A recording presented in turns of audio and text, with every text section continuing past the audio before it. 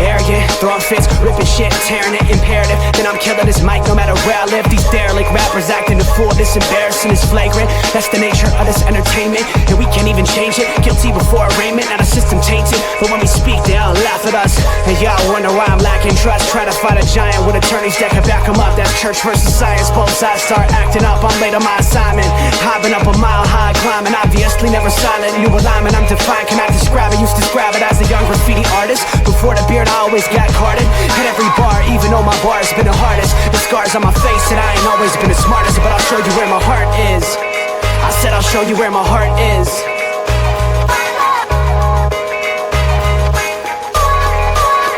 I can show you where my heart's at. See it on my sleeves, even if the beat stops. Ladies and gentlemen, we got a little sports nonsense and whiskey. It's Tuesday. Hanging out with the fellas. Robert, chilling. Pinky will be here momentarily. A little technical difficulties, we believe. Hard to say. We don't know. We're here. Hello. It's Pinky problems. But ladies and gentlemen. Robert, cheers, my guy. How you doing? Cheers. Dude, I'm doing great. It was a great weekend. Great F1 weekend. Man, I had a good time with family. Couldn't complain. It was great. Love hearing that. So we do have NFC and AFC South to discuss this evening.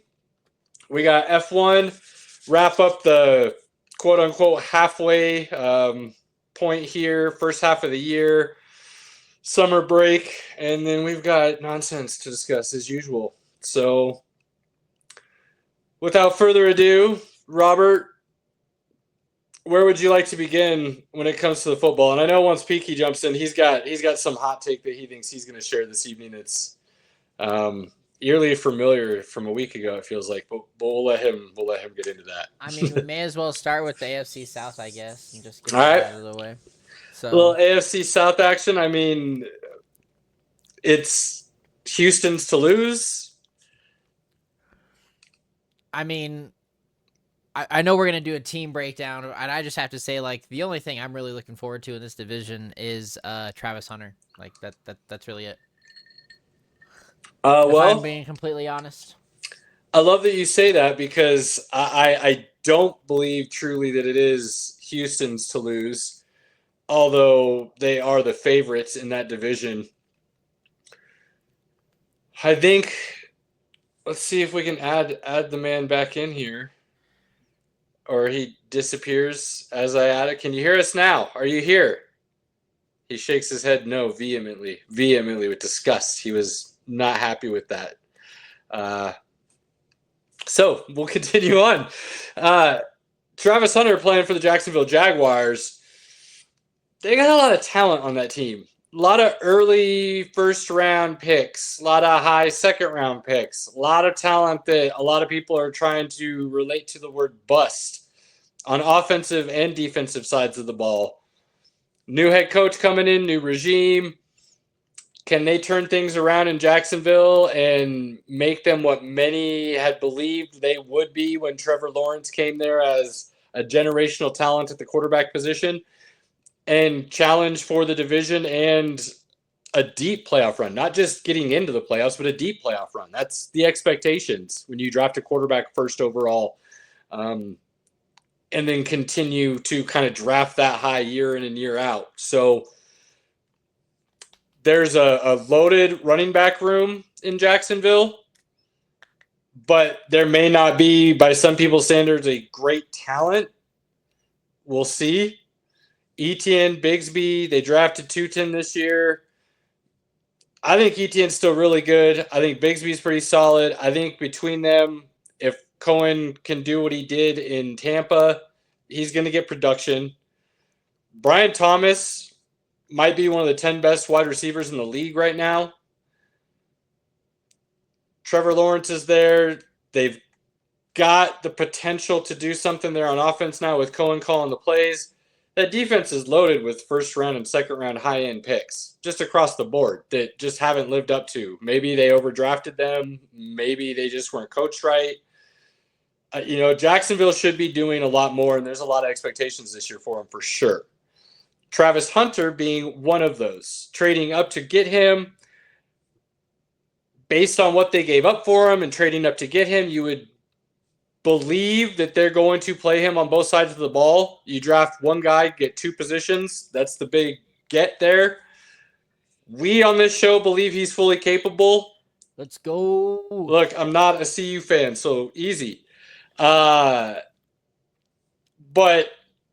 you watch him enough, and enough people said he couldn't do it in college. He did it not just okay, he did it as a Heisman.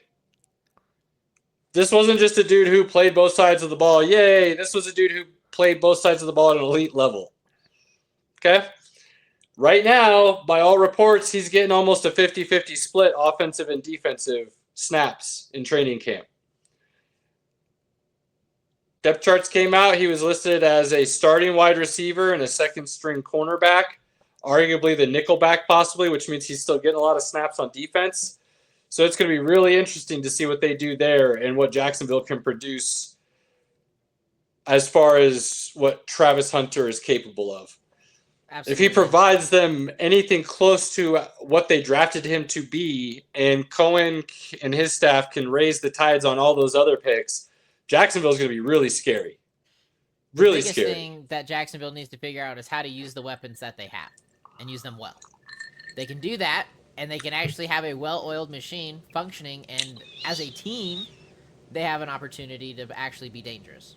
Absolutely. It'll be exciting to watch, to be quite honest. They're one of my favorites that I'm kind of picking, like, you know what, I'm curious to see what they're going to do. Love it. Love it. Now, Houston fans may not like hearing this. There may not be a lot of people that agree with this, but I don't see Houston being that much different than Jacksonville. Star quarterback coming in, changing the tides of the franchise, a really good wide receiver one, decent running game, although it's going to be older than what Jacksonville has. You're going to have Mixon and Chubb and fill in the blanks. Offensive line, did they do anything to really change it? It's going to be, we'll see. That defense has a lot of high-end picks on it that have played really well. I think the difference you've seen is Houston got the coaching pick right.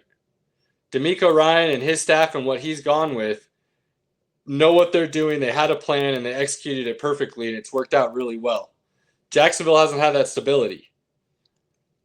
But what they have isn't that similar. Now, you could say Houston's players and their picks were just better, and that's why they're doing what they're doing. And just because Jacksonville picked the guys they have high doesn't mean those guys were worthy of those picks or they are busts. Yes, totally could argue that. But as we've talked about before, coaching matters, and it matters a lot in the NFL. Absolutely. And bad coaching, bad game plans, they can ruin careers quickly. So that's why Jacksonville's got the big question mark, where Houston's coming back going, look, we had a bunch of injuries last year. Things didn't exactly go our way. We're going to bounce back. We're going to be fine. We did fix the offensive line in a way that matters, we believe. And C.J. Stroud's going to be out there, and he's going to be able to ball and sling it to Nico and the boys. That's why they are favored going into this season to win that division. I don't see any reason why they don't win the division. I do think they're a slightly better team. I think they're a year ahead of Jacksonville at a minimum. But that doesn't mean Jacksonville couldn't come out of nowhere and surprise everybody. I don't see that happening if we're talking about all things healthy and equal, if you will. So Houston should win this division, but Jacksonville could very easily be fighting for one of those playoff spots at the end of the season. Then you have the two other teams that are just giant question marks in this division, with the Tennessee Titans Colts and the Indianapolis Colts. Robert, where do you want to start with the bottom of this? Because there is those two, Jacksonville in the middle all by themselves with a question mark of which way they could go, and then Houston at the top. So absolutely. Down here, I don't see a difference between either team. Do you? No, not at all. They're fighting for last place for sure. I mean, I definitely think that the Colts may – I mean, I guess the Titans as well. They both have done some things in the offseason that I think both benefit them. Hey, Pinky's back. I think I'm back. Can you hear me? He's back. He's the man behind Can you guys hear me? the mask. I got you. Okay. I just need confirmation. Good Lord. All right. Pinky, so we think that Jacksonville's going to be right in the middle by themselves. Houston up top. Colts and Titans fighting for last. Oh, for sure. Like Houston's the only team we're like even talking about. Everybody else is. Oh, meh. we've been talking about Jacksonville and how Travis Hunter is going to be a dynamic ball player, bro. I mean, They that's might have fun. a fighting chance depending on what's going to happen, but we'll see. You That's weren't a here cute- for this, but and I know you wouldn't agree with this. That's fine, but at least think about it for a second because I think there's more truth to it than you would initially jump to. Jacksonville and Houston aren't that different. Houston just got the coaching pick right, so they've had stability and a solid day one game plan to move forward with. Now you could argue Jacksonville whiffed on their picks, and that was the issue. I think it could also be argued that the talent's there. They've just had terrible coaching trees there that have done all of their players a giant disservice. So if Liam Cohen is the correct coach and his game plan and strategies are really good, there is legit talent in Jacksonville to compete with Houston for the division. Now, a lot of things have to go right for Jacksonville, but I think they're just a big question mark because we don't quite know. It's not that they don't necessarily potentially have the talent to compete. It's just that A, they've either whiffed so bad on their draft picks, they do have a bunch of busts, or B, the coaching was bad, and now is Liam Cohen the answer and what he brings to the table? Because if he is, and it's not busts, Jacksonville could be really good, actually. I think there's just a big question mark in a lot of areas that we just don't have answers to right now because of all the change and turmoil that's been going on down there. Trevor Lawrence is a bust. He sucks. That's the big issue of why they're not good. Is Houston's got C.J. Stroud, and Jacksonville's got Trevor Lawrence.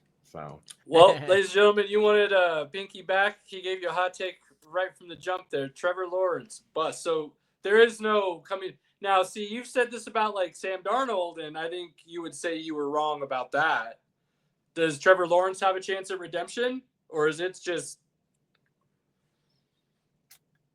when I watch Trevor Lawrence, I just see a guy that I'm like, physically, he has the size, the tools, but I just think mentally he just doesn't have it. So I could be wrong. Maybe if he gets into a better situation, maybe if this coach really is the QB whisperer, then maybe things can turn around. But that's a big maybe. That's a big if. You know, I haven't seen it with my eyes. So my eyes lie to me sometimes, and I do have to wear glasses, but I mean, yeah. I mean, every time we get into a serious situation, like, oh, we lose the game, and it's like second quarter with 15 minutes left to play. Like, it's fine. Lion eyes is a saying that hasn't come up here too much recently, but it is there for a reason. my line. Look, I have been on record saying I don't think he's the generational quarterback everybody was making him out to be. I have said I think Justin Fields was better. I think he's been given an even more raw deal than Trevor Lawrence has to start his career. Neither one of them have looked great since entering the NFL, and the word bust has come up multiple times with both. I think both of them are on a prove-it year this year. Very much so. If what's coming out of New York and the Jets is true, right, and he's really going to be QB1 with a chance to run the team and be the guy this year, and Trevor Lawrence obviously is the guy. They paid him already to be the guy. They just think it's the coach. So they bring in Liam Cohen, who did a lot of great things in Tampa with Baker. Okay, so then now you're going to start thinking it's Trevor Lawrence or it's got to go kind of thing. So he's not going to have a lot of excuses either. So I think he is in a very similar situation where you got to prove it this year, or things can go downhill. They can move on. You don't get that many more chances in the NFL, right? If there's a team that could possibly make a little noise in the South, other than Houston, it would be Jacksonville, because I don't see Tennessee, or I think the Colts might actually be the worst team in this division. Yeesh. Well, let's talk about that. Because I think whoever you decide is the worst team in this division is arguably the worst team in the AFC, possibly the NFL. No, Cleveland's the worst team in the NFL. I don't know. I think there's too much talent on that team, and Stefanski's a good enough coach that they're not the worst team. I think they're the worst team. Because I don't How? think we're gonna. I don't think we're gonna get that flash in a plan Flacco that we got 2 years ago. So even if you don't, then we believe it's Shedeur Sanders, and we believe he's good. So they're not going to be awful because they still have weapons around him. There's still talent around him. There's not as much talent as you'd like to see. You think there's more talent in Indy or Tennessee than there is in Cleveland? I think Cleveland's going to be in for a rough year. Oh, boy. I mean, I know we've talked about this already. You've got them way higher than I have them. And How does Junior feel about this? Oh, Junior thinks they're going to suck. He knows. He's not. I think he's they're not like a holding out false 6-win hope. team. I think these two AFC South teams are looking at 2 to 4 wins apiece. Well, thankfully, the AFC South plays the AFC South, so they can get a couple wins. Yeah, but I mean, if they split their division, that's only.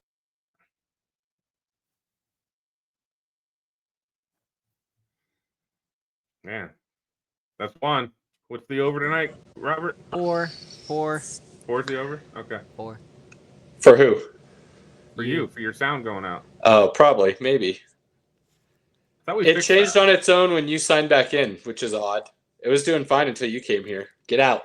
Move. Leave now. Leave. But I was just saying, like 2 to 4 wins, 2 to 4 maybe, 2 to 4 for Indy and Tennessee. Like, I think Cleveland's closer to 6. I still think they're all going to be fighting for top 3 draft picks. So, Well, either way, I'm telling people now, I don't think Arch Manning's coming out next year. So don't plan on getting your quarterback next year if that's what you're hoping for. actually, you know what? I'm sorry, Caleb. The New Orleans Saints are going to be the worst team in the league next year. That's the team. That's the team. Because they're going to be going with Spencer Rattler. We'll get there. We'll get there. That is interesting. There's That's a lot of next. We're not talent there on that yet. roster too. It's We'll coming, get there. folks. It's coming. I'm going to go out on a limb and say craziness happens and they're willing to run an offense suited to Anthony Richardson just enough that they give him a little bit of a run, and Indy's run game with Jonathan Taylor, bringing in Tyler Warren. They've got Pittman as a big body receiver and Josh Downs. I think they have just a little bit more there than Tennessee to where they're going to be third place in that division, and Tennessee is going to be sitting there at the bottom looking up at everybody again, very, very probably, arguably taking that first overall pick. Gonna be close. It'll be fun. All we know, again, to me, at the end of the day, the Houston Texans are the only team I find interesting, or at least like, oh, this is gonna be interesting, fun, exciting. I don't feel that about any of them.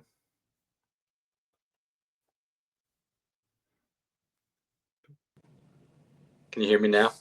Yeah, we got you now. I don't know why it's doing this all of a sudden. It worked so good last week. How bad has Indy fumbled the quarterback situation since Peyton Manning's year off, neck surgery, pseudo-retirement season? I mean, Andrew Luck was Hall of Fame. He was going to be a Hall of Famer if they could protect him.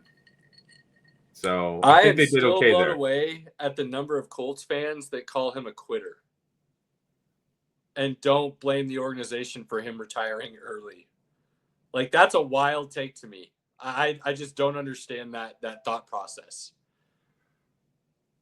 I mean, he kind of did them dirty by like literally quitting like the last week of preseason. Don't you think he did him a favor though? Like, if he knew he wasn't going to be in it for the season, like by retiring and not going through with the season, it gave them a very clear direction on what needs to happen rather than like him fighting half-assed through the season and not really knowing what was like. I feel like that was I would rather him do that than know he didn't want to play the whole season and then go through the season. I don't know, man. It's a tough call. It's a tough call. I can see why fans are still pissed about it, but they just haven't done anything right since then. Well, unfortunately, they got they got Anthony Richardson thinking he was going to be the savior, and he was super raw. He's not taking a lot of snaps. The NFL game, I think you can get through the college game and some of the basic college concepts. An athletic guy can make do. And I think he did. And he had moments where he looked great. Yeah, because there's a difference between playing against everybody who is the best at their high school and everybody that was literally the best in the country. Right. That's the level people don't understand. They're like, well, yeah. And I do believe if you're an all-time great, you can play at any level and you'll be good as long as you're on a good team or the coaching around you is not terrible. There are some factors there, but then there's guys who like either haven't played a lot and need that chance to just play and learn the levels of the game before they can go up, or there's guys who are just good. And good can't play at every level. Good has to learn how to play at every level, and sometimes good can't learn how to play at every level. Anthony Richardson's just good right now. And they did him dirty by throwing him into the fire season 1, like knowing that was the situation. So they did not do him any favors, for sure. It's wild. And then obviously their GM comes out and basically admits that exact thing, saying that the pressure is more than you would think. So he's still young, like really young. There's still a chance that he could turn it around at some point. It may just not be in Indianapolis anymore. I'm sure the Colts fans are ready to move on and see what happens next. But then that leaves you Daniel Jones. And I don't think there's a whole lot there either. So if there ever was anything, the Giants openly admitted that they broke him too. So between their quarterbacks, one team broke one, they broke their own, and they've got probably 2 broken quarterbacks that they're trying to revive, and who knows if either one is possible. I still think they have more talent there, though, than what Tennessee's working with. And I think there's some interesting talent in Tennessee. Calvin Ridley's not what he once was, but he's still a good receiver. Is Cam Ward truly going to be a great quarterback? That's what you drafted him to be. That's what he needs to be. I don't think he's going to be that, but if he is, Calvin Ridley could have a decent year. Okonkwo, their tight end, while maybe not be the best blocking tight end, he can catch the ball down the seam and in the middle of the field and create mismatches a lot in those areas. They've got some secondary receivers. Their running game, Pollard and Spears, not awful. Their offensive line is not good. Their defense, we'll see. All that said, again, I don't think they have as many horses as the Colts do, pun not intended, to see. I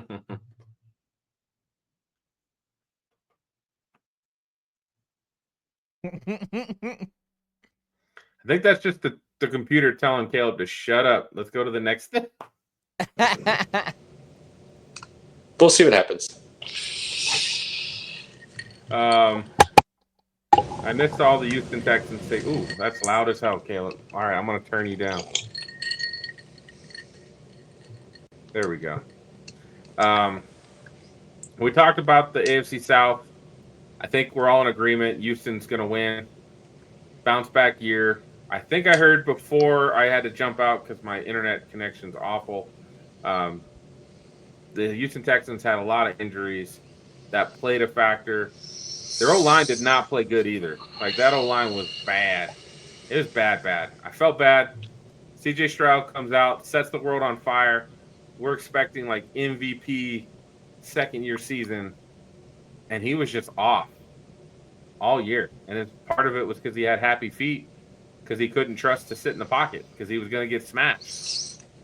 So we shall see what happens. They've revamped the O-line. I don't know if it's a good one. We don't know if it's good, but they did try to revamp it. Yeah, that's exactly what we were talking about. So, prohibitive favorite. Everybody's going to pick them to win the division, and for good reason. They need to show that they can take that step forward this year. We expect them to. No reason they shouldn't, right? I mean, Nico and Stroud should eat this year. That running game, while it's going to be older with Mixon and Chubb, it should be effective as long as that offensive line is there. And again, they don't have to deal with injuries because, boy, that hits again, they're going to be in a lot of trouble as it was proved last year. Right. Moving to the NFC South, I've got a take here, guys, that I just want to start with. Oh, boy. And I don't think it's a hot take. But is Baker Mayfield not the most fun quarterback to root for? Oh, he's the most fun. I love watching the Tampa Bucks play. Like, It's they're so great. entertaining. They're fun. I like his leadership. He's I like scrappy. his trash talk. Right? He's scrappy. He does some trash talking. I love the Baker comeback story. And I had Baker in fantasy last year. He was great.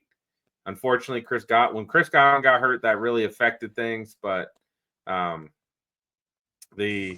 watching Baker play for the Tampa Bay Bucks, I'm glad he has found a home and they've embraced him because he's a lot of fun to watch. That's my take. I agree completely. Baker's fun. I definitely look forward to watching those games 100%. Just talking about how Baker Mayfield is a fun quarterback to root for and watch. That's all, Caleb. Not wins or losses or anything. So he is. He absolutely is. And I've had to eat my little bit of crow on Baker. Not so much because I thought he was bad. I just thought he had been basically ruined, for lack of a better way of saying it, the way he ended Cleveland and then Carolina and then into LA and finally finds a home with Tampa. And that receiving core is, I mean, goodness, if it's not the best in the league, it's right there with anybody else for sure. I think talent-wise as a whole, there's an argument to be made for sure. I mean, if Godwin's back and healthy at full strength, Chris Evans and Godwin, it's hard to say, are not the best duo in the league. Then you add on McMillan, who they drafted last year. Then you add on Egbuka. Am I saying that right? Egbuka. This year. Trey Palmer's there, who I still think is – look, if that's your fifth or sixth guy in your room, that's pretty solid. He showed some flashes when he had an opportunity, but when you're the fourth guy on the depth chart because of just where they've drafted other people, and those other guys are talented so they get more playing time, like it's inevitable you're just going to keep falling down the board. Well, and that happens all over the league. I'm just saying that because, like, while I think he's got a chance to be a talented guy, he's their fifth or sixth guy that you may not ever even see play. So to think that wide receiver room isn't the best in the league, if it's all healthy, it's hard to think of a better one. Now, there's some that might be a little bit more top heavy, maybe, but Baker's got a ton of weapons to throw to. And that's what's fun, because when Baker gets going, Baker can sling it. And he's not scared to just start letting it rip. And for the most part, it works out pretty well for him. He's not a Jameis Winston gunslinger where you get a lot of mistakes with the good. He's more Brett Favre, where you get a lot of good, but the bad ones could be really ill-advised and badly timed to make it hurt a little more. But, like, you get what I'm saying, right? Like, it's not the bad gunslinger. It's the good gunslinger, but it could break your heart. He gets feeling himself, and then that gets him into trouble because he starts thinking he can put it into windows that he doesn't need to put them into, you know? So, love that. I love the Bucs. I do. I know we had our post online that got quite a bit of comments about dark horse Super Bowl candidates. I think that one was missing the Rams on there, but I think the Rams and the Bucs are like the two teams out of the NFC that have a legit shot if they get the right matchups on their way to the Super Bowl. I mean, you can't really call the Rams a dark horse because they were a win away from the Super Bowl last year, right? Like, no, they didn't play in the NFC Championship game. They gave the Eagles a run for their money, but it was the divisional. Yeah, it was the divisional. Okay, well, still, they're right there. I don't think they're quite a dark horse. Fair. Okay. I think they're kind of expected to kind of be there towards the top of the NFC. I think Tampa, though, you could say is in that category a little bit more. But even them maybe shouldn't necessarily be, because look what they had an opportunity last year to almost cause some damage. And if they didn't have the injuries they had. Oh, dude, with Chris Godwin being down, who else went down? They had a couple defensive injuries. Weren't they missing half or 3/4 of their defensive line for most of the year? For the first 5-6 weeks. You know, I mean, that puts you in a hole when you're trying to get. Broncos got him at the right time. Right. Week three, they had no pass rush. Bo Nix was like, "Oh, I got time. I can sling it, baby." So yeah, Tampa's very interesting. I love watching them play, and that's again maybe the fantasy player in me. Like if you get Bucky Irving, you got Mike Evans is solid, and nobody, Mike Evans doesn't get drafted in the first couple rounds anymore. But he's going to give you 1,000 yards, and he's going to give you 8 to 10 touchdowns. Like, he is solid. Put Mike Evans on your team if you get the chance. It's true. Robert, any Tampa Bay thoughts? I think they're going to win the division.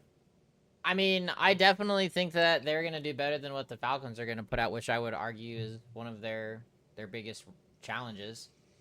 I mean, I think the Falcons are going to be pretty solid, so between the two of them, I think it'd be a good battle, but overall, I think Tampa Bay will still pull out.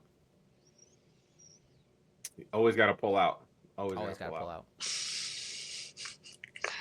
Is Tampa's defense better than Atlanta's? Yes. I think so. From Todd Bowles puts together some pretty good game plans.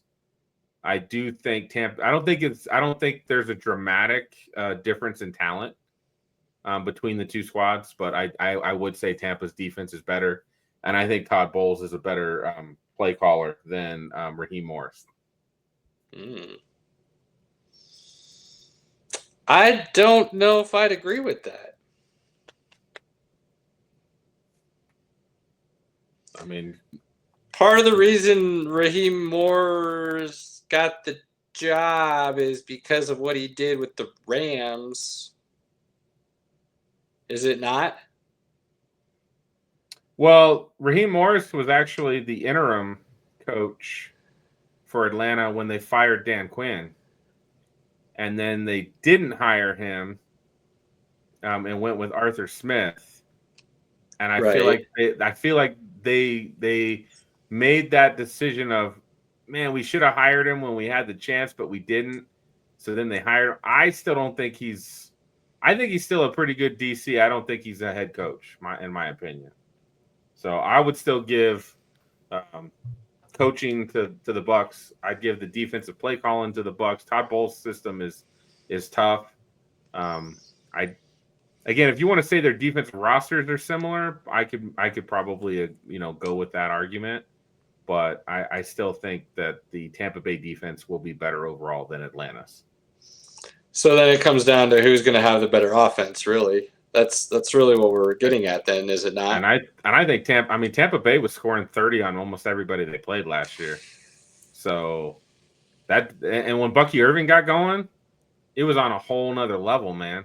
When Baker didn't have to sling it and he still did, like, man, it was beautiful. Yeah, that's interesting. I think Atlanta is very similar to what I was talking about with Jacksonville. They'll be in the middle by themselves. So They're definitely kind of in the middle by themselves almost, but in a way that if Michael Penix is a thrower of the football in a way that many of us believe he can be, they've got some weapons in Atlanta that should not be taken lightly. Drake London can play. Darnell Mooney can play. Kyle Pitts, by all accounts, can play based on what he did his rookie year. So where he's been, we're not quite sure. Maybe he can't, but it's hard to believe you put up a rookie year like he did and then you can't play. And him and Penix have been golfing all summer to build a chemistry, as I've heard. So make it or break it for Kyle Pitts. All in fantasy season. Let's go, Kyle Pitts. Let me help all you fantasy players out. Don't draft Kyle Pitts. Definitely draft him. The value is completely there. Trust me. That running game could maybe be the best 1-2 combo in the league with Bijan and Algier. Like, if Penix is good and that play calling all of a sudden figures itself out, which we don't believe it will, but if it does, Atlanta could be really good. Like, really good. So them like Jacksonville, kind of where it's like you got question marks all over the place. They could really go either way. Like, there's not going to be a real gray area. I mean, it's either going to be like, wow, this is incredible, or oh, we missed the mark and it's going to be bad. I'd be more willing to build an argument about Atlanta than Jacksonville myself. I actually do think. I mean, Atlanta was 6-3 last year before the wheels fell off. So, but I still think it's on the defensive side. They did get 2 rookie edge rushers, but you're asking them to be dynamite out the box, and that's what they've struggled with. They haven't been able to stop the run, and they haven't been able to play the pass because they don't have pass rushers. So again, but I mean, let's be honest. If that offense is top 10 in the league, like a lot of us believe it should be, it just hasn't been. Then that defense just has to be middle of the road, and they could be the dark horse playoff Super Bowl run contender potentially. Yeah, don't they have Arthur Smith back? I don't remember. Isn't he the OC in Atlanta now? That would not be. Or is he still the OC in Pittsburgh? Oh, Arthur's, yeah, he's still Pittsburgh. He's still Pittsburgh. Who's the OC in Atlanta? Let's see. I'm pulling it up right now. Zach Robinson. Yeah, from LA, from the Rams. I guess he was there last year. Yeah, he was there last year. I don't know. We'll see. I think Atlanta's a team. They could surprise some people. Again, they were 6-3 before just like everything went downhill. So it would not surprise, like Jacksonville, I would be kind of surprised if they won the division. I would not be surprised if Atlanta won the division. I'd be like, oh, they just finally figured it out. I think Jacksonville still has some things that they don't just have to figure out. They are still missing some things that they need to take care of to truly be competitive. I'm still worried about Liam Cohen myself. But yeah, agreed. Duval. Dude, you got to put some bass in it. It was just, I don't even think I said it right, like the way he said it. And mine was probably better than his. He went, Duval. Yeah, that's what he did. It was so bad. Oh my goodness. Yeah, bad. So yes, question marks there. I agree with you though. I feel more confident in Atlanta, and if I had to bet which one would turn it around this year, I would say Atlanta. And I would say if Atlanta turns it around, not only do they turn it around, they're a true contender in the NFC because of the amount of weapons that offense could be running with. And Robert, as you continue learning your knowledge of the game, there probably is not a prettier thrower of the football right now than Michael Penix. Like his ball, when it comes off his hands, it's gorgeous. And maybe it's because it's lefty, and that looks. You get a better view. It's awesome, man. He can definitely sling it. So I will be watching. I'm excited. Again, we talked about it a couple episodes ago. The sophomore quarterbacks, Michael Penix being one of them. There's excitement there. I do think that the Falcons could. I still think Tampa Bay is going to win that division, but if Atlanta's knocking on the door by the end of the year, I won't be shocked. Now, the third team in the division, I think you have a hot take for, Caleb. No, wasn't actually serious. Oh, Are you okay. kidding me? I didn't want to have to go all like I was going to really tear you down. No, Pinky was wondering if we had hot takes for the show tonight, and I said Carolina is going to win the division. Yeah, No. Come on. I haven't said go fuck yourself in a while, and I was ready. I was ready. I had it. No. Ladies and gents, ready?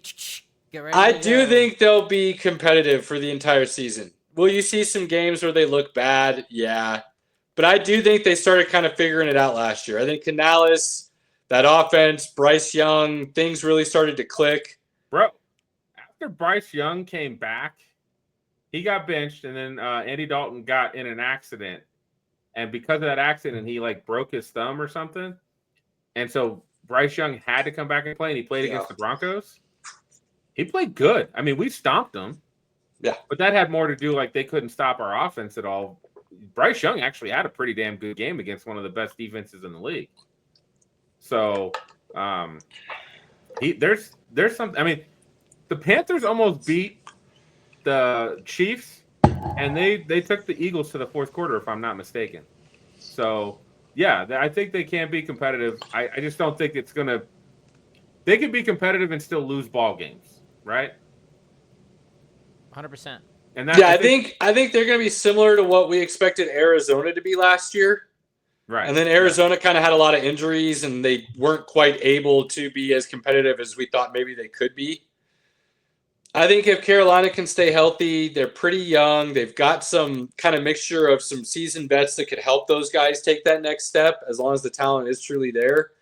The defense is pretty young, but seems to have quite a bit of talent coming in still. If they can kind of keep putting it together and stay on the same trajectory that they ended last season on, Carolina is going to be a competitive team that you don't want to take as a bye week next year if you have them on your schedule. I'm gonna test Robert's football knowledge and see if he actually listens to us.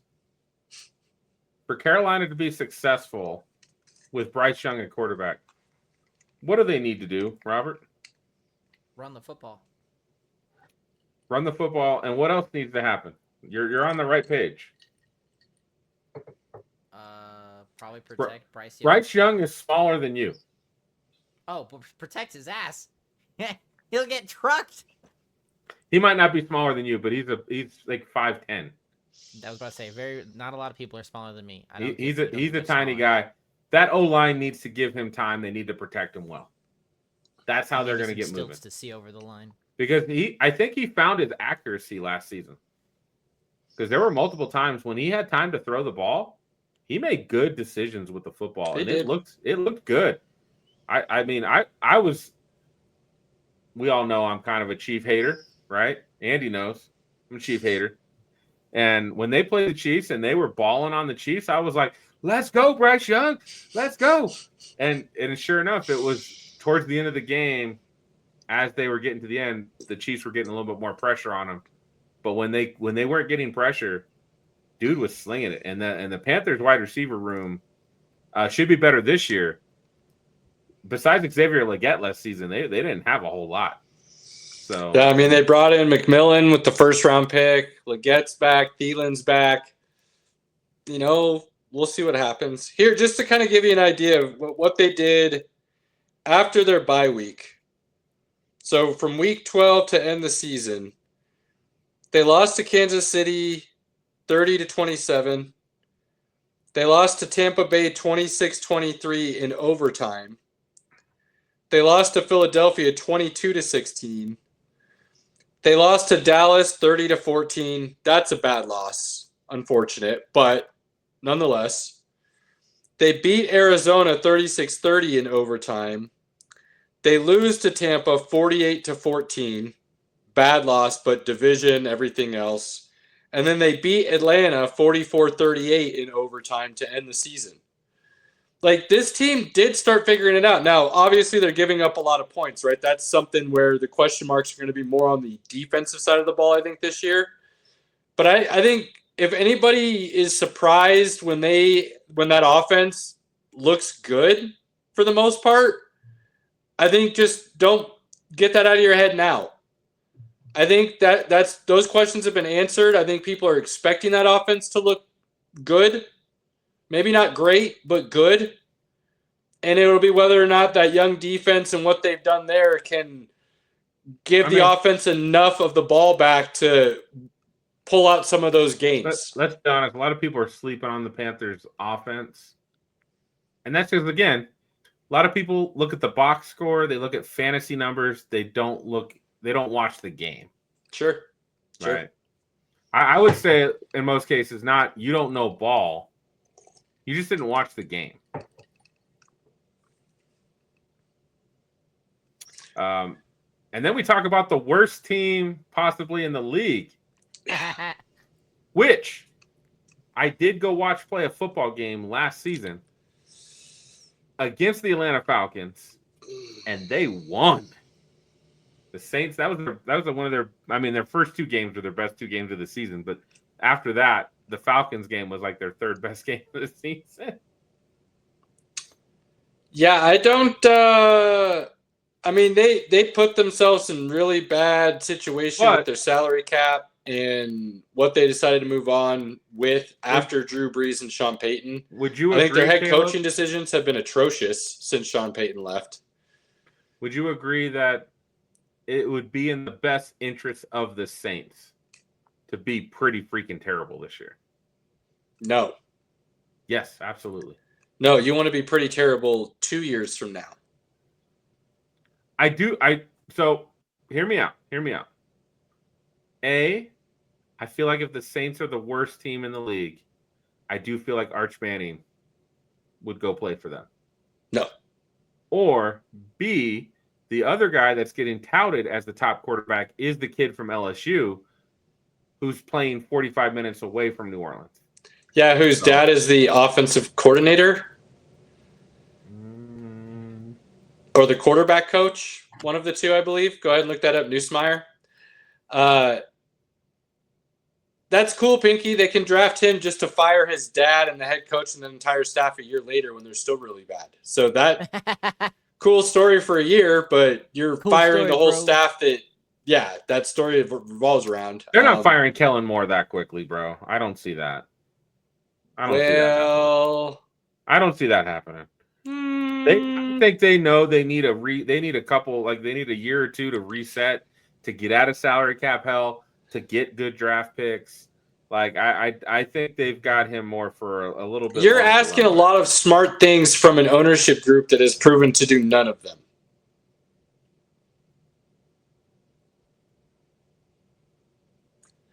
I mean, maybe. And it's not like they'd be setting a precedent in firing a coach after one season. Enough people have done that now where they'd be like, yeah, cool, done. Rookie head coach, he's not the wonder boy, let him go. We'll go try again. Yeah, I guess his son is, or his dad is the offensive coordinator of the Saints. Yeah. So, but they worked together for a long time in Dallas, I believe, if I'm correct. So, look, I like Kellen Moore. I think he's going to be actually a good head coach. I don't know if that'll happen in New Orleans. Now, here's the kicker, Pinky. They've actually got a lot of talent on that team. There's not a lot of depth, but there's a lot of talent. Olave, if he doesn't deal with concussions this year and can play a full season, talent-wise, he's one of the top wide receivers in the league. I think he's done. I'm just saying, like, we treat everybody when the season starts as everybody's healthy, right? That's how we've always done it. So talent-wise, Olave is actually one of the best receivers in the league.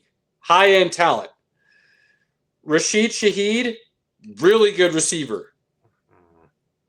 He's not a number one, but if Olave is there and he can actually be a number two, I think he's really good number two. But what are the odds Olave is actually there? That's not how we do. You made these rules, not me. I am following your rules discussing. You don't get to just change them all of a sudden. Like, that's not.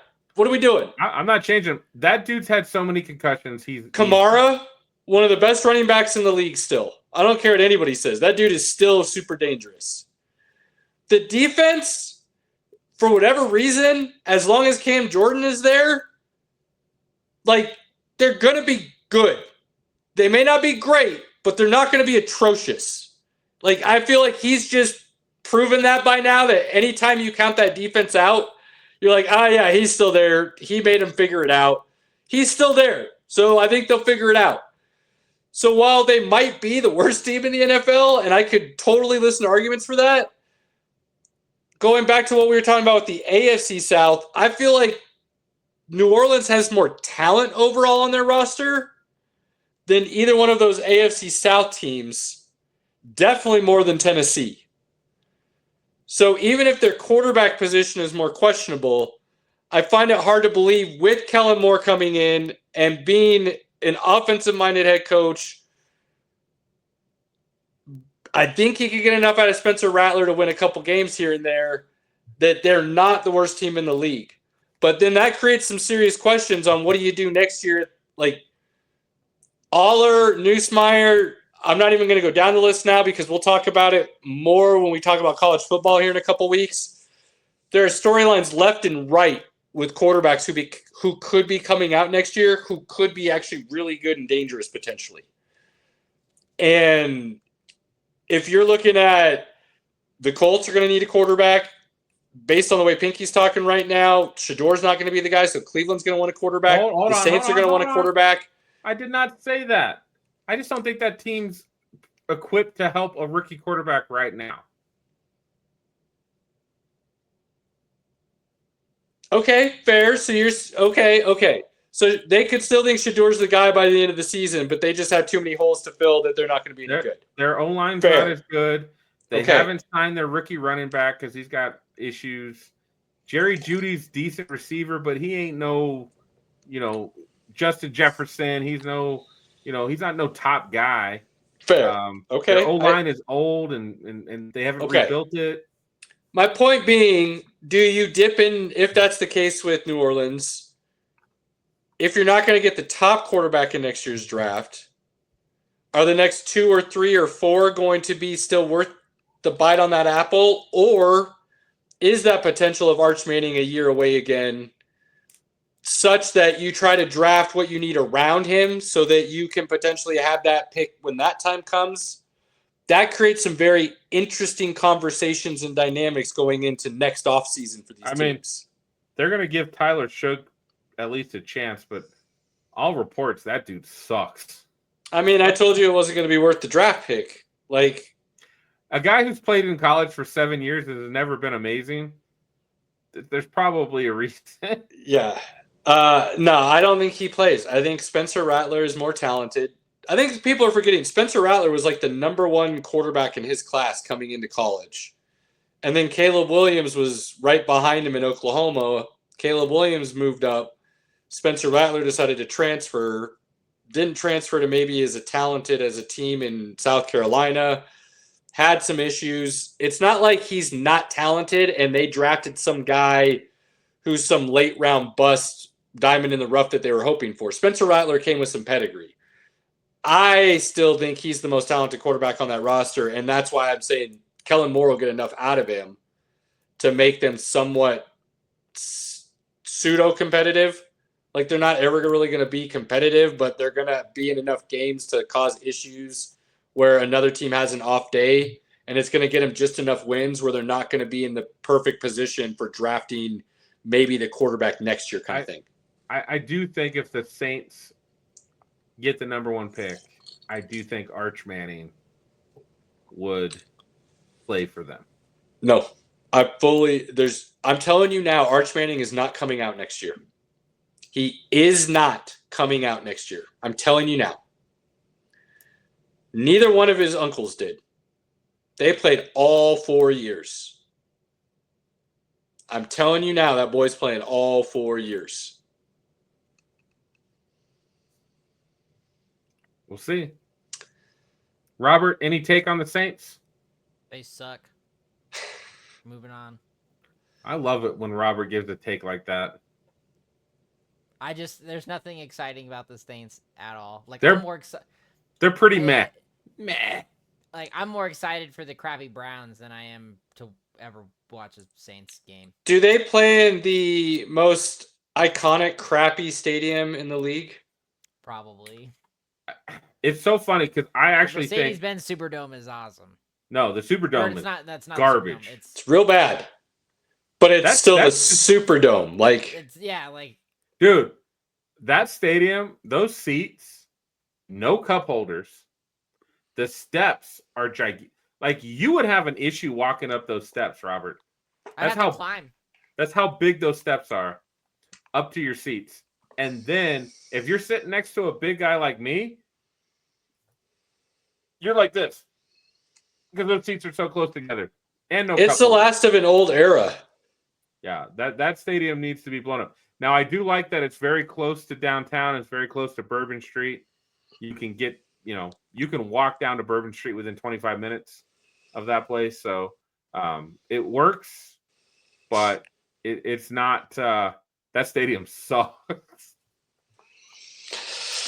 All right, better than Arrowhead though. Oh man, and that's even more brutal when you realize the millions the owners dropped into creating a luxury penthouse mansion inside the stadium of Arrowhead. Yeah, but nobody else gets to go up in there. That's right. Oh my god! I mean, if I was an owner, hell, why not, dude? That's sick. But as a fan and a player, it's like, bro, you're not spending your money the way you need to. If everything else was taken care of, like they had the best facilities and everything, then the owner did that. More props to them. That's not the order in which they did things. Yeah. Look, people don't want to admit it. The Chiefs fan base is great. Very nice people. They love their Chiefs. They have a great time. They have the chants, the whoa, and the first down, and they have a great time. They tailgate beforehand. They're great fans. That stadium is a shithole. It should be bombed. That's how bad it is. I mean, I appreciate the old stadiums that hold in the reverb of the noise and the feel of the stadium moving and stuff. I appreciate that. So Pinky and I differ very much on what a shithole of a stadium means. But no, you can still have a great time in a shithole stadium. There's a great atmosphere in Arrowhead. There's no denying that. But when you talk about the atmosphere and the stadium itself, the amenities, everything else that goes into it, that stadium's pretty shitty. I mean, I haven't been there, so I can't really argue. You've been a lot more than me, but I mean, Mile High isn't very good as far as I'm concerned. Oh, Mile High is way above Arrowhead. It's pretty bad. We're getting a new stadium, so it's happening. But... yeah, well, speaking of positions and amenities and new things and where we're going from here, football is ending its break. F1 is starting its summer break. Robert, 3 weeks. Where are we at with this, my guy? Dude, I'm crushed. I'm like, I don't know what I'm gonna do, but like, I know what I'm gonna do, but I don't know what I'm gonna do at the same time. Like, it sucks. But hey, after the summer break though, like, we're hitting it hard. I think a lot of teams need it right now. They definitely need a restructure. Mercedes definitely needs to go back to the previous packages they were running because they were not doing great. I mean, by pure luck, George Russell got on the podium because the Ferrari chassis failed Leclerc. Like, that is just bad. Like, and Leclerc was on the horn the whole race going off on the team. He was mad. Now, he did eat a little bit of his own crow in the after the race and got some more information and things and definitely walked back some of his comments, but still, he was mad. Can definitely tell there is some rivalry brewing between Piastri and Norris. It is heavy. You can see it in the reactions. You can see it at the end of the race, why Piastri pitted twice, Norris did it once. Absolutely insane weekend. A lot of big things happened. Oh man, Caleb, there's just so much. What was your favorite part? I mean, a lot to unpack. So we'll kind of go backwards from where you were. I think, yes, definitely a rivalry within McLaren. It's not buddy. It definitely looks like it has gone from, if it started the season as buddies and friends and let's help each other throughout the year, I think that is out the window and gone. and I could be completely wrong, but it feels like Piastri is going to have the narrative that he expected to McLaren to back him by this point for the championship because he's leading the points and has for a couple weeks, and they decided not to, where Lando is grateful for the opportunity to fight it out for the rest of the season. Absolutely. Those are the two narratives that it feels like are building right now, whether those two drivers like that or not, whether it's true or not. And again, I could be way off. That's just the general feeling I've gotten as these last couple of weeks have built up to where we are now. Love that they're letting them go at it. I think it's wild that Piastri seemed as frustrated as he was after the race, like he expected to do a 1 pit and he was forced to do 2, because it was very clearly evident that the 2 pit stop was McLaren's strategy from the very beginning for both drivers. But by the time Lando was ready to take his second pit, there was no point in doing so unless they wanted to finish what they believed at that time was going to be 4th place, basically. Maybe they could have gotten up to 2nd, but there was no way he's catching Piastri. So his team basically says, you want to? And Lando's like, may as well, nothing to lose, because we're basically getting 4th place either way at this point, is the way they looked at it. Turns out that 1 pit stop, with everything else that happened, put him in a position to be leading the race with a couple laps to go with Piastri right behind him. And let's be honest, and I've said this to you now for a couple weeks, Robert, I feel like this weekend proved it. And again, could be wrong. We're new fans, but this is just me and my eyes and what I am extrapolating from what I do know. I think Lando proved he's the more talented driver. Yes. Piastri is the more precision-based strategy driver. Correct. And that was proven on that second to last lap where Piastri got DSR, could have come in and waited maybe until the middle of the track or come to the back half on that other straight and put himself in position off that first straight on the first turn to just be right on Lando's butt. And instead, he overcooked it on the inside, locked up the brakes, allowed Lando to stay and even move a little further in front because of that. And even though Lando was on older tires, at that point, I feel like that gave Lando enough confidence to basically be like, he's frustrated. I have to make a mistake for him to pass me, and I'm not going to give him that opportunity. I mean, no, I completely agree with that. Lando definitely showed the talented driver that he is, and it is highlighted in that one move. Piastri definitely knew that, and as soon as that happened, his race was done. He was coming in second, period. And I really do think that you're going to see more cracks in Piastri going forward. I think the summer break is needed, but you're still going to have that frustration because it's McLaren's battle to lose, and who's ever going to be the champion, it's still up for grabs between the two of them. So it's going to get hot, it's going to get heated, it's going to be great. And these two guys are not shake and bake. They are not. No, they are not. Not in any case. So I feel like they would benefit from a little shake and bake and one guy allowing the other guy to get over. But they're two alpha males. They're like, nah, F you. I'm winning this. So. It's F1, baby. Best in the world. I mean, we're 9 points separating the two going into this with Piastri on top right now. But now we're talking the difference between a first and second place finish, basically. Absolutely. No one else is coming close to him. No, I mean, Verstappen's basically, he's 90 points back from Lando. That, like, Mercedes or Max just need to start hitting it hard and winning races and just not allowing McLaren to win, but it's just not going to happen. At this point, I had a post, Senna and Prost, I believe who it was, back in the day had the most 1-2 finishes as teammates. And I can't remember what it was. I want to say it was like 10 in one season. And at that point, or maybe it was 12, and Lando, and this was a couple weeks ago, Lando and Piastri were at 6, I think it was. And it was like, can they get there? I mean, it's possible. Let me throw some out here, Robert, because you mentioned, Ferrari having their issues still, Mercedes needing to go back to another package if they want to be competitive. My thought now is, and I'll ask you a question, then we can start talking about next season a little bit too after you kind of give me your thoughts. With everybody basically being out of Constructors' Cup at this point, anything you do for this year, for the second half of the season, does what for you? Because next year there's so many changes coming. Smaller car. It's going to be different aerodynamics. No sustainable fuels. You're going to have a bigger battery. No DRS. A new team. 2 new teams, technically. Because Audi's taken over Sauber. Well, yeah. So what teams, what do they do with gridlock? Yeah.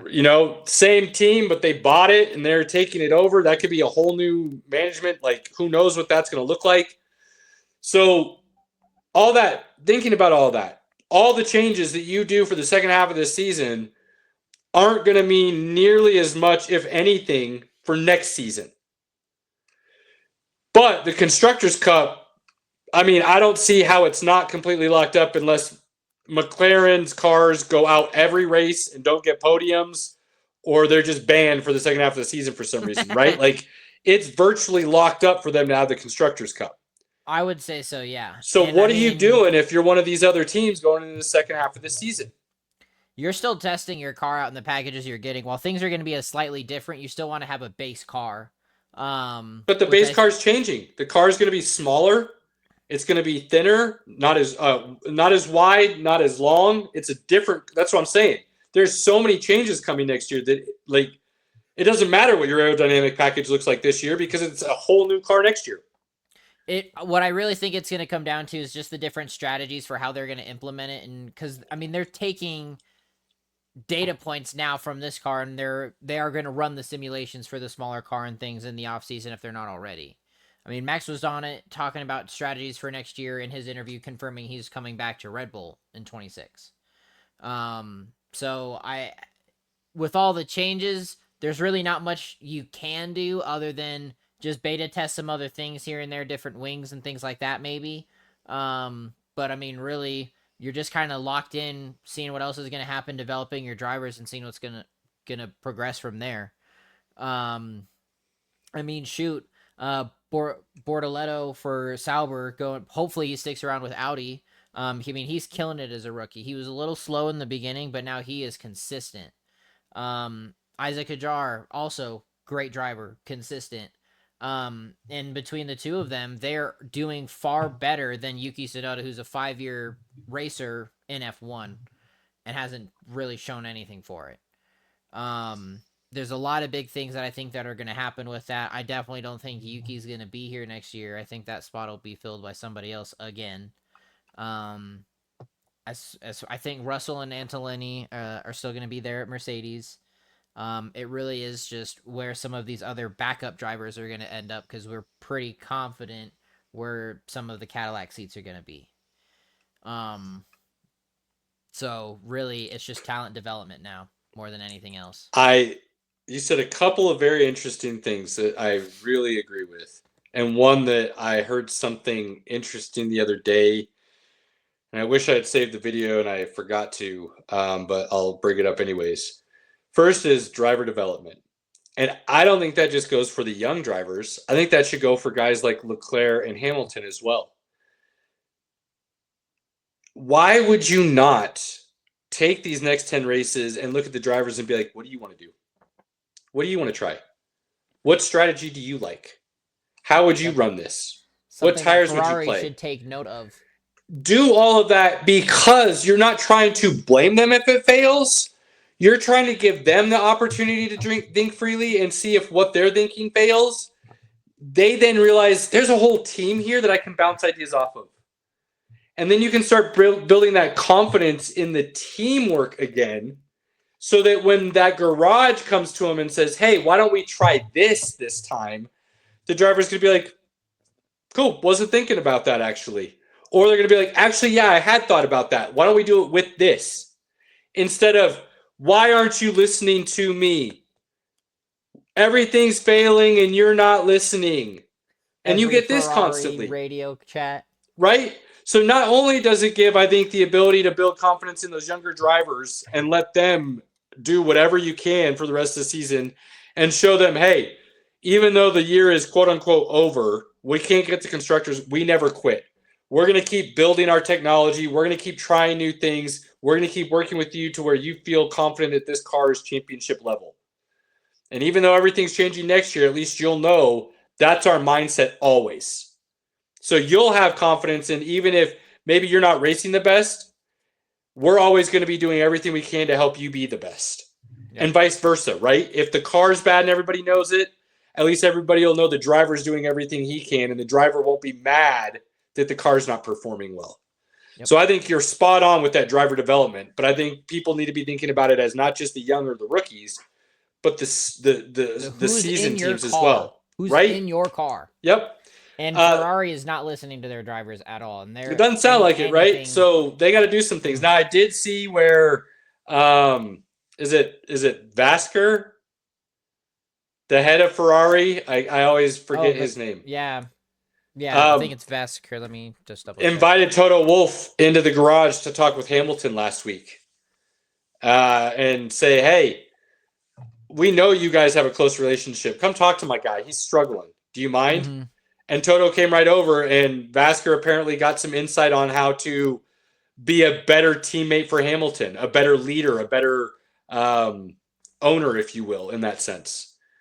So I thought that was cool. So maybe that's what you do start seeing this second half of the season. The other tidbit I heard recently, and I can't remember who it was. Apparently it's some kind of legend within the sport. I don't know. Again, still learning, so it's hard to remember some of this stuff. But he was talking about how Max is far and away the best driver on the grid right now, and it's not even close. And one of the reasons he knows that is because Red Bull didn't build the car for Max. That's the way Red Bull built their car, and Max is the only one good enough to drive it. It's not the car or the way Max would prefer to drive or have, but it is the one he does have, and because of that and how good he is, he's been able to do all of that with it. It's magic. Which, look, we've come a long way on Max, right, you and me, since just the start of the season. Yeah, I am full on a Max Verstappen fan. I don't care what anybody says. But you hear stuff like that, it makes you reevaluate. It makes you look through something from a different lens, and reevaluate. Like, wow, so maybe he does, like, the idea of him leaving was real, because he does want to see what it's like to drive a car that's tuned differently and precision based, like a McLaren, like a Mercedes, and not just this is the fastest possible car you can build in F1, but it's not the best one to drive. So it may not give you the best consistency. It might give you the fastest laps when it's on and your driver and it are in fine tune, but it's not going to be the best consistent to do it for the course of a season. And maybe Max wants to feel like that's what that's like. And that was kind of the conversation. I was just like, boom, dude, that's crazy to then think about that and then watch what you're watching and see what he's still doing this season. Yeah. So excited again to see what the second half holds with all these, because I think you're right. I think you're going to see a lot of people still fighting for changes and what they can do to improve their car, and how does that change the way that interacts with what Lando and Piastri are obviously going to be doing, which is who's going to win the championship for the drivers, and how do all those other pieces, a Russell, a Hamilton, a Leclerc, a Verstappen, how do those kind of intertwine and keep one of them off the podium or move one of them down the podium? You know what I mean? Absolutely. So I agree. No, it's going to be a long 3 weeks. Long 3 weeks. August 31st, we're back. So we're going to be into the Netherlands. Pinky, it still starts at 7 a.m. So if we need to do mimosas, I understand. I think we do. Especially since you got me in trouble. Oh, bro, my son is so pissed off at me. Yeah, good, because I had no inclination, or that's all you, bro. All right, so let everybody on the story. I did go over and watch an F1 race with Robert. I've been promising it. I made it happen. I don't normally get up that early and go anywhere. I was literally out the door at like 6 a.m. to go get breakfast for us to be at his place before 7. And we chilled out. We had some breakfast burritos. We had some mimosas. We hit the hot tub after the races. It was awesome. It's a good time. The races were fun.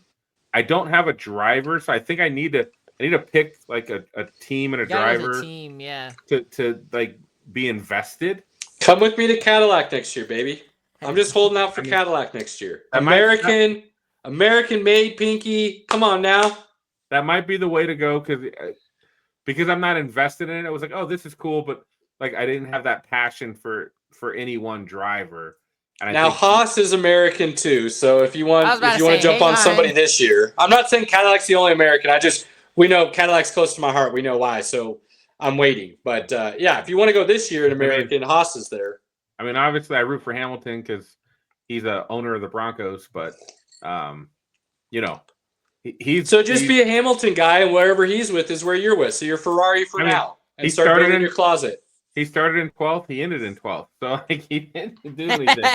But to tell the story, my wife had gone over to my son's house because he had just bought a house, and she was helping him with something, and he's like, "Where's Dad?" And she was like, "Oh, he went to go to Roberts to watch F1 racing," and he was like, "What the fuck?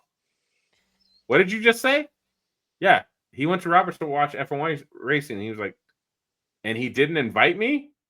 And I was like, what do you mean I didn't invite you? It's like 7 a.m., like, on a 20-year-old on a Sunday.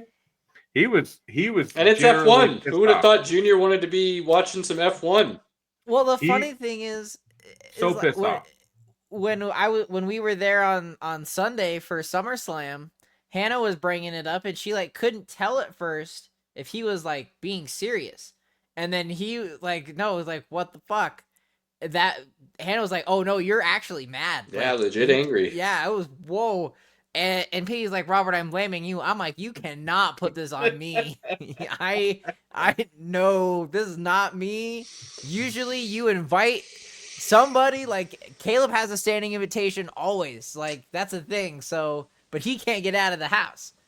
Unless he gets a special pass. So like for Junior to all of a sudden be like, hey, 7 a.m., let's do this, we're watching F1, I would never have guessed or expected that. Wouldn't have. So like that was not on my bingo card for 2025, but here we are.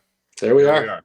Dealing with that kind of nonsense. Robert, since that nonsense directly involved you and you not handling your business, would you like to discuss some nonsense that you can handle some business and let the people know about? Oh, man, dude. So, the new Tom Holland Spider-Man suit is awesome. I love it. I love that it's got the raised webbing, just like Andrew Garfield and Tobey Maguire. I think that's a very smart move. Already, this movie looks great with some of the on-camera stuff that's been posted. Already got confirmations for a few things. Mark Ruffalo's Hulk is going to be here. We're getting John Bernthal's Punisher in it. Scorpion is making a comeback after all this time. So a lot of great stuff. I'm very excited for Spider-Man Brand New Day. That is going to be the next big Marvel movie. So we'll see how that ends up going. Of course, we've already heard this several times. I do think there is a lot riding going forward for Marvel in a lot of these things.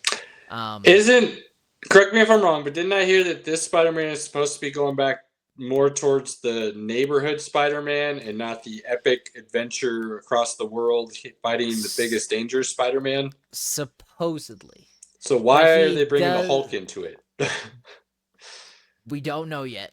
Okay. Because we're also getting to the point where he's going to be in Secret Wars, so we'll yeah.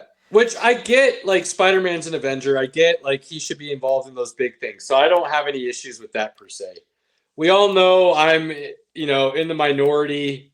Although it sounds like the minority is a little bit bigger than maybe it once was with the previous Spider-Man rendition. And it basically just being an entire movie of fan service, which I could have done without. So I am very interested to see what this new one ends up being. Completely. So a lot of good stuff coming with that. A lot of new exciting things are happening this month. We've got the Alien Earth series coming to Hulu. I know, Caleb, that's not going to be your thing. Pinky No, and I told know you I'd we'll watch the it. Predator movies. I'll try to get those caught up, but I'm not watching Aliens. Nope. That's fair. I know Pinky will eventually get around to Alien Earth. However, I will be very candid in this now. There will be spoiler reviews on the show as we get through each week. So Pinky, if you need to leave, I get it. Spoilers involve caring. You go right ahead and speak away, sir. Yeah. Well, I'm not necessarily talking to you, Caleb. I'm talking to the man who does. I've told you my take on Aliens, bro. If you want to spoil it. It's fine. I've watched all the Alien movies. They're not breaking any new ground at this point, so we'll see what happens. I see Aliens, and all I can think of Spaceballs and jumping out the end. Hello, my baby. Hello, my darling. That's like it's like okay, cool. Which we are getting Spaceballs too. So like, hey, yes, we might get some are. other things with that. And then of course now this one, Pinky, I will almost need you to watch weekly because we're gonna need to discuss it. We got Peacemaker in 2 weeks. I will be a part of those conversations. We got Peacemaker in 2 weeks, so I need you to get off your high horse on, I only watch the season when it's all out. No, we're watching this every week. I thought it was later than that, though. Comes out August 21st. That's 3 weeks out. Oh, that's 16 days, whatever, 2 weeks. Oh, yeah, okay, yeah, I guess kind of in between that, yeah. Yeah, okay, yeah. I'm currently rewatching season 1, and I'm on episode like 3 or 4. I watched it twice. I'm so excited. It's so good, and I wasn't expecting it to be good. Like, I wasn't, and then... I told you it was good, and you were like, nah, it won't be good. You did, and I watched it, I was like, this is amazing. And I'm like, that opening is just, mwah, I can't wait for what season 2 holds. Although, not gonna lie, the storyline of what I've heard it's going to be has me a little concerned. It's a multiverse. I know. It takes place 1 month after the events of Superman. Right, which is why I hopefully am going to be able to go see Superman before. Better get on it. You have 16 days. But either way, I'm watching it. I don't care. Either way, I'm watching it. So, no, a lot of good upcoming TV. Jason Momoa's Chief of War also just dropped on Apple TV. That is on my list. I'll get around to that. But hey, you can't go wrong with some of the TV things. And Thunderbolts is also out now for all those who have not seen it. Is it on Disney Plus? Movie. It's not on Disney Plus. It is available digitally. I'm not. It's not on Disney Plus yet. But yeah, watch the hell out of that. That is definitely one of the better Marvel movies to have come out recently. I'm still surprised if you guys liked Fantastic Four as much as you did. And I think Thunderbolts was a good movie. Like, legit good movie. I didn't think the Marvels was that bad. No, I didn't hate that. Terrible. To where I feel like it really was just a couple of projects that were really bad choices that caused some fatigue. That I'm actually a little surprised Marvel is quote unquote struggling right now. They're in a free fall with a lot. I mean, with what happened with Kang, a lot of the Disney Plus projects not working out. There's a lot of things that they had to really do differently. They've had quite a bit of misses. Right. And Caleb, this is one of the few points where I agree with you on a lot of the fan service from No Way Home. What they did not do a great job of with the Spider-Man trilogy, since they kind of made him the what happens after Iron Man hero. They didn't do enough to build that next phase of Marvel movies. They really were just kind of firing things off and trying to see where. Well, and that's like what was kicking off the multiverse almost in a lot of senses too. So like to do it the way they did it, I think was a huge disservice to building that universe out more and being more extensive and detail oriented for one. But two, I think when you look at things like Hawkeye, great character, didn't need that show. That was a great show. I'm not saying it was bad. Didn't need it for the universe and stuff. Like, I'm talking about what contributed to part of the fatigue. Sure. Hawkeye. Then okay, not a bad show, but didn't need it. Then you start putting out things like She-Hulk that nobody asked for and you definitely didn't need, and it wasn't great. And then it makes the Hulk look weak, and the Hulk is not a weak character. So then you already did him kind of dirty, especially in Endgame, and then you do that rendition of him basically all over again, but even more so in a TV show that people didn't want to see. And then you start trying to push Miss Marvel, which I thought that TV show wasn't bad at all. I thought it was pretty solid. good, actually. But nobody wanted it, and now you're not really doing anything with the Young Avengers, which was the whole point of trying to bring some of those things in. And then, like Robert said, then you completely abandon Kang because of whatever you want to talk about, legal issues and whatnot, that turns out probably didn't need to be abandoned at all anyways. Like, the missteps are so great that yes, they're there and it's bad. But I feel like all in all, though, the movies have still been really solid to where it's kind of odd that it feels like they're in a bad spot going into, like Robert talked about last week, Doomsday with no buildup. So one of the things that leads to the misstep is a lot of your TV shows and some of your movies are on side characters. They're not on Iron Man. They're not on Thor. They're not on Captain America. They're not on Hulk. They're on your side characters. So at the end of the day, the movie's got to be fire. The TV show's got to be fire to make people care. Falcon and Winter Soldier was awesome. What's that? What was? The Falcon and Winter Soldier. That was a good series. A great series. Yeah, that was good. I thought the Falcon, the new one, for Kevin Feige to come out and say that he thought the new Captain America failed because it wasn't Chris Evans. I don't agree with him at all. I thought it was a good movie. I think it failed because of some of the things you did and decisions you made, not because of the actor that was there. And for him to try and throw Anthony Mackie under the bus like that, I thought was a real dirty move. I mean, agreed. Anthony Mackie's not the draw that Chris Evans is. I mean, that's just. But it's because of the way they built it up. The movie was pretty damn good. The movie is good. The character arc in that movie, pretty damn good. Brave New World is awesome. Yeah, Brave New World is good. Any real movie fan could sit down and watch Brave New World and be like, oh, that's a pretty good movie. And I mean, let's be honest. Doing Guardians of the Galaxy as one of their main entities for that universe and that phase was a huge risk. Right. And it worked out flawlessly. So for you to come out and then say, well, it's because it was a side character or not a well-known character. No, that's a cop-out because you already proved you could do it and do it phenomenally well. But you just didn't do it well, and it bit you in the ass this time. It. When you don't do it well to make the audience enjoy the story, enjoy the characters, then there's no payoff. Echo, awful. She-Hulk. I like She-Hulk. I like the She-Hulk character. I don't like the show. The show was too. We have Hulk's son and have no idea what's happening with that. Right. And then, but like half of the shows are pretty good. Moon Knight, as a TV show, is actually pretty good. I loved it, but I don't know anything about the characters, so I thought to me, so good. To me, that seemed like it was a very good origin story TV show that you could really truly build off of. But the problem you guys is, tell anything me for a season 2. You guys tell me that that's not necessarily the case based on what you know about the character. But I knew nothing, so I thought it was really good. So but again, Moon Knight is Marvel's Batman. Moon Knight is a badass character. Right, and I feel like that's where they were headed to, and that's what you would see in season 2, but I don't know if that's how he really started off. Like, I know, I get it.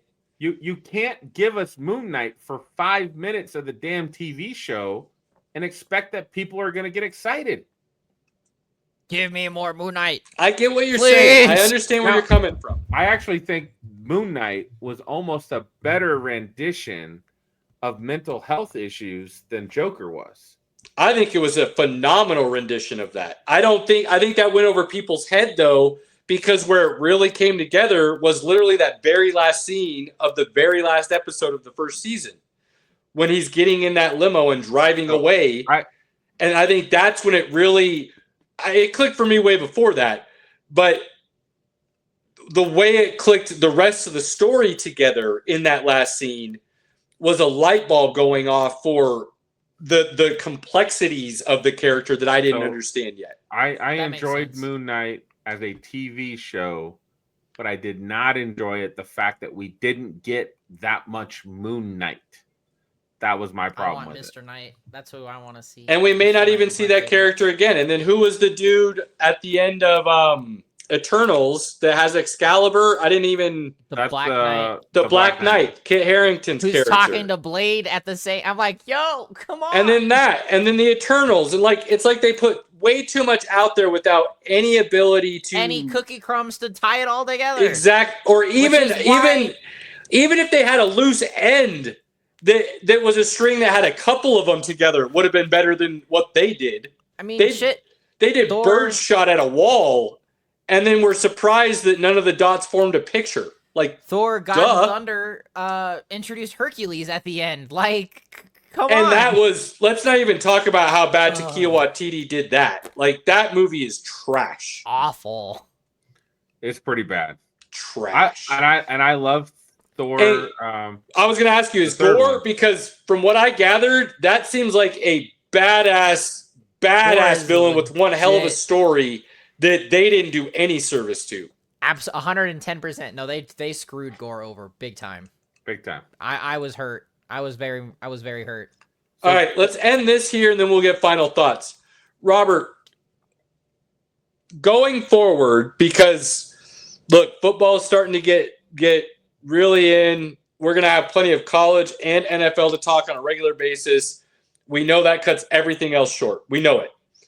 Basketball starts end of October, and I'm not even really allowed to talk about it until January starts. So we know nonsense is going to get potentially hit and miss more so than what we've been able to start doing here. That being said, just going forwards, try to hold us accountable and have things in the back of our head. Are there some big things coming up here in the next couple of months, 2-3 months, that we need to be remembering and being on the lookout for, and we'll be having to look at time to discuss? Outside of Peacemaker, which we've already talked about and we'll be getting heavily into, there will be some big blockbusters, I think, that are coming out to just discuss, but it'll be like the things that we can just touch pretty quickly on. There's not too many things that are coming that are like groundbreaking by any means. So it'll be Christmas time frame when we start getting really ramped up again. I would say probably closer to like Halloweenish, because you're gonna have like Running Man, you're gonna have the other Stephen King, The Long Walk, you'll have the Rock's biopic coming out, The Killing Machine. Yep, The Killing Machine. You'll have the new Jordan Peele horror movie that's also based off of football coming. Gross.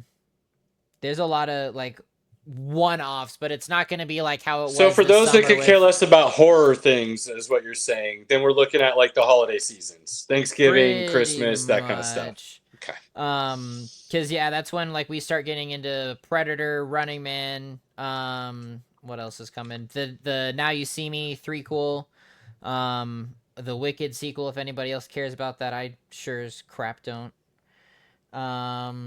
And the new, I mean, not that I also care about this either, but I will still go and put money in to go see it. The new Avatar's coming. Cool. So, Cool. but yeah, all right. not anything tremendous. All right.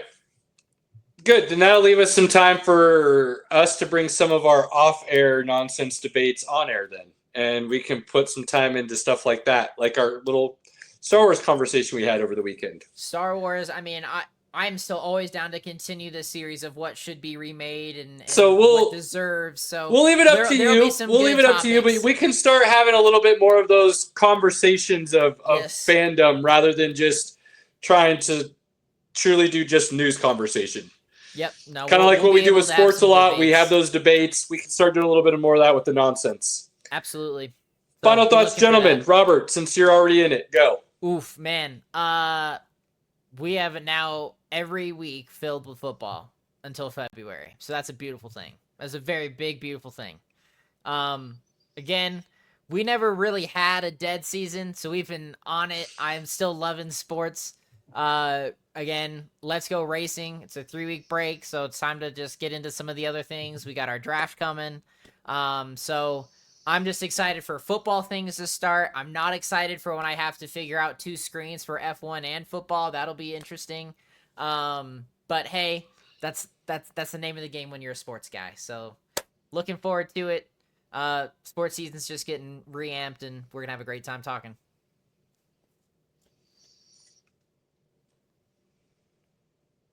Was that to me? Yeah. To you. All right.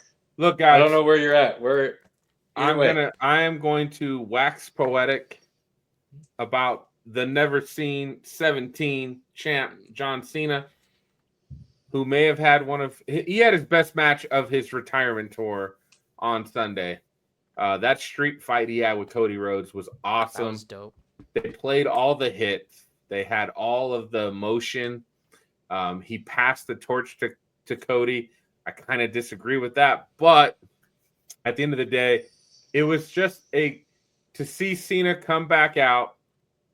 He came back out as a baby face. He came back out with his colors. He came back out with a smile. If you were a John Cena lover, if you love John Cena, watching him Sunday at SummerSlam was great. John Cena, the 17, never seen champ. Let's go. Love it. Ladies and gentlemen,